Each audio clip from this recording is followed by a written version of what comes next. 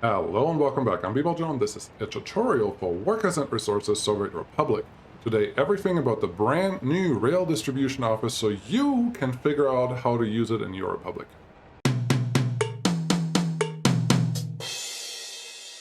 Welcome back, everyone. I'm trying to make this quick because I want you to get to your game as soon as you can. First, it's a distribution office. It works exactly like the road distribution office, besides it has bigger capacities of everything that it does, which means you have up to 20 tasks that you can assign. You assign a task with this little button over here, and green means unload, like that, or that, and blue means load it, or load it here, and so on. So that's pretty straightforward. Then you can set your percentages.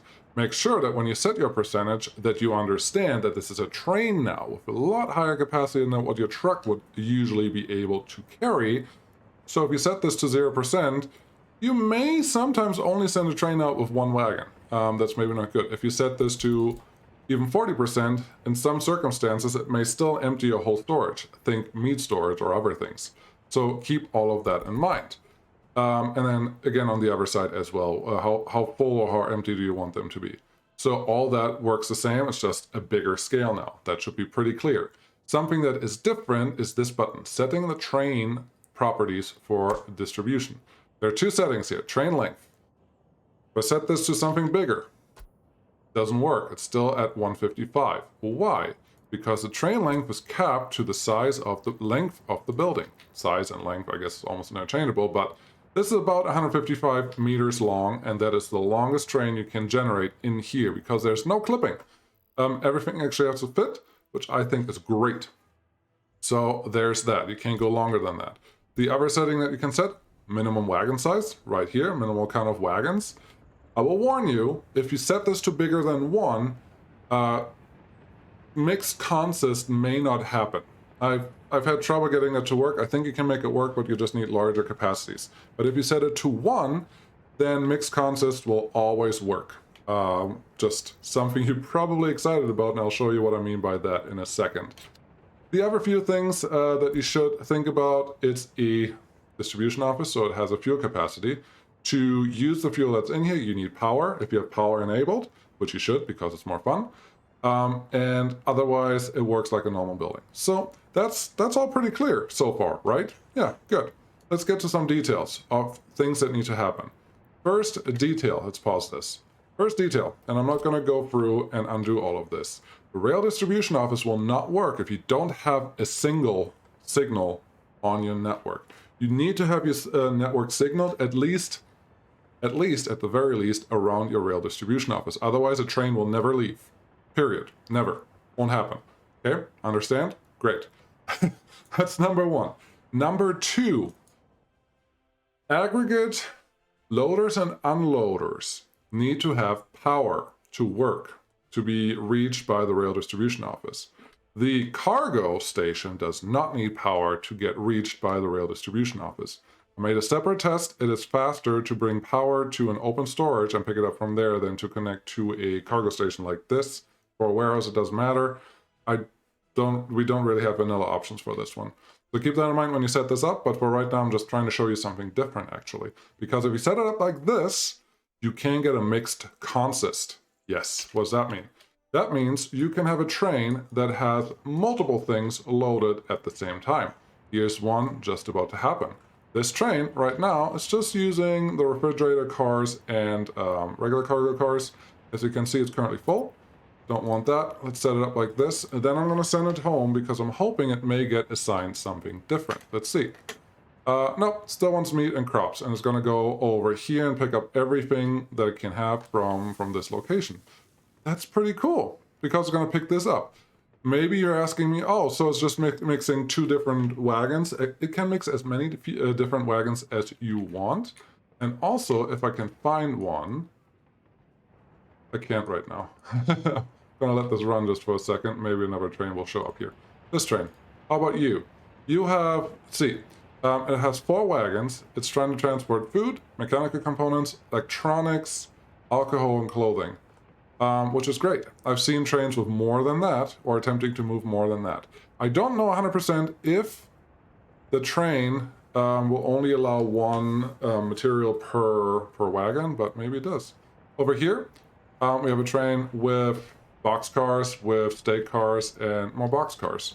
And it's trying to load a lot of different things. It's pretty cool.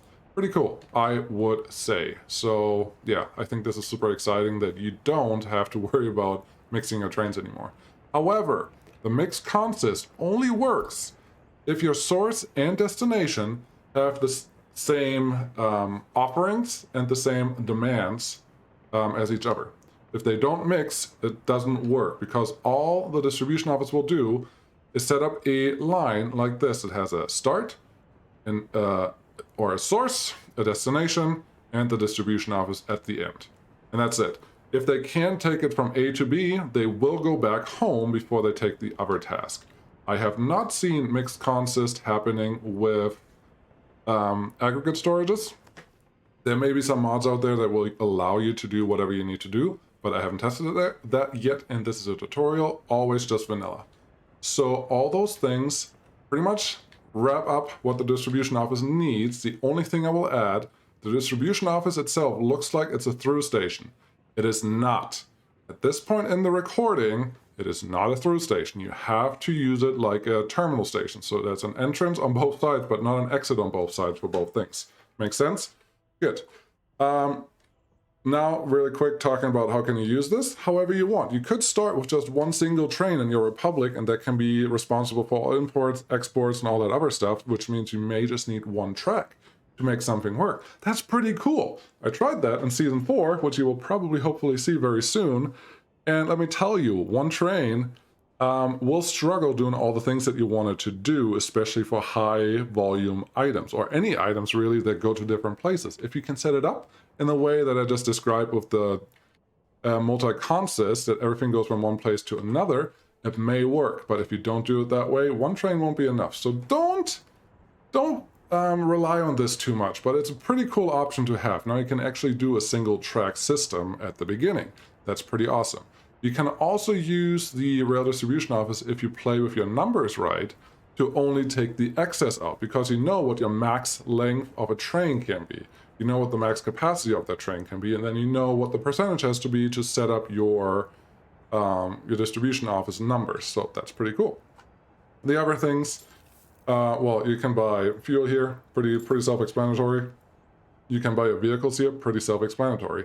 As I said in the beginning, the max train length is 155 meters when you set it up, which pretty much means don't use double locos. If you use double engines in your distribution office, you're essentially removing the possibility of adding one extra wagon, which reduces your capacity of that train. Is that what you want? Probably not. So don't worry about that. But yeah, that's almost it. The other thing, maybe there are wagons in here, you can look at them.